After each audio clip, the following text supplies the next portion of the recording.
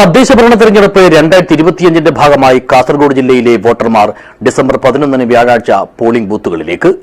ഗ്രാമ, ബ്ലോക്ക്, ജില്ലാ പഞ്ചായത്തുകളും നഗരസഭകളുമായി ആകെ 48 തദ്ദേശഭരണ സ്ഥാപനങ്ങളിലേക്കാണ് ജില്ലയിൽ തെരഞ്ഞെടുപ്പ് നടക്കുന്നത്. This news sponsored by ഗുണമേന്മയോട് കൂടിയ ഉൽപ്പന്നങ്ങൾ മിതമായ നിരക്കിൽ Sreekrishna hardwares, MG road, Kasaragod.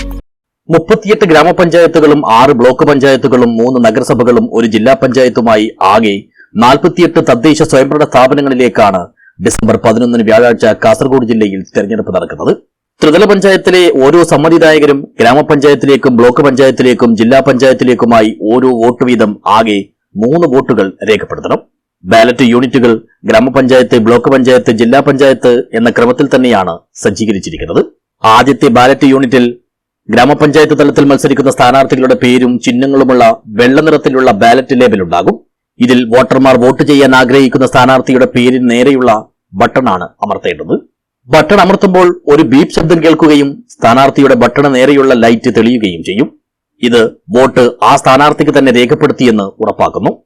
മറ്റ് 2 തലങ്ങളിലേക്കുമുള്ള വോട്ടുകളും മുകളിൽ പറഞ്ഞ രീതിയിൽ തന്നെ രേഖപ്പെടുത്തണം.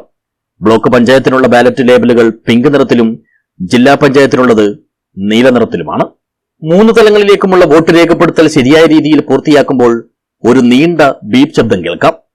1-2 തലങ്ങളിലേക്ക് വോട്ട് ചെയ്യാതെ ഒഴിവാക്കാൻ വോട്ടർ ആഗ്രഹിക്കുന്നുവെങ്കിൽ അവസാനത്തെ ബാലറ്റ് യൂണിറ്റിലെ ചുവന്ന എൻഡ് ബട്ടൺ അമർത്തി വോട്ടിംഗ് പ്രക്രിയ പൂർത്തിയാക്കണം.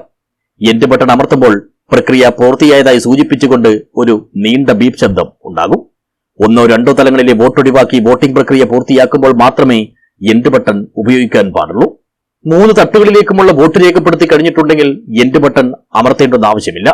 എൻഡ് ബട്ടൺ അമർത്തിക്കഴിഞ്ഞാൽ പിന്നെ ആ വോട്ടർക്ക് ഒരു തലത്തിലേക്കും വോട്ട് രേഖപ്പെടുത്താൻ കഴിയില്ല.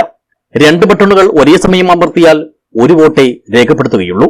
ഒരു ബട്ടൺ 2 തവണ അമർത്തിയാലും ഇതുതന്നെയായിരിക്കും സംഭവിക്കുക. വോട്ടിംഗ് നടപടിക്രമങ്ങളുമായി ബന്ധപ്പെട്ട് ബുദ്ധിമുട്ടോ സംശയമോ ഉണ്ടെങ്കിൽ പോളിംഗ് ഉദ്യോഗസ്ഥരെ അറിയിക്കുകയും ചെയ്യാം.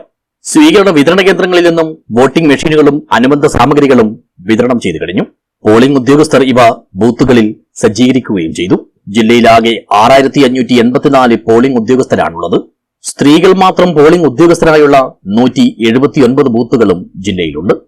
എല്ലാ പോളിംഗ് ബൂത്തുകളിലും പ്രാഥമിക ശുശ്രൂഷ സൗകര്യങ്ങൾ ഏർപ്പെടുത്തുന്നതിന് ജില്ലാ മെഡിക്കൽ ഓഫീസർക്ക് നിർദ്ദേശം നൽകിയതായി ജില്ലാ ഇലക്ഷൻ വിഭാഗം അറിയിച്ചു. ഇതിനു പുറമെ കുടിവെള്ളം, ഭിന്നശേഷിക്കാർക്കുള്ള റാമ്പ്, ആവശ്യാനുസരണമുള്ള വെളിച്ചം എന്നീ സൗകര്യങ്ങൾക്കുള്ള ക്രമീകരണങ്ങളും പൂർത്തിയാക്കി. കൂടാതെ ആവശ്യാനുസരണം അഗ്നിരക്ഷാസേനയുടെയും പോലീസിന്റെയും സേവനവും ലഭ്യമാക്കും.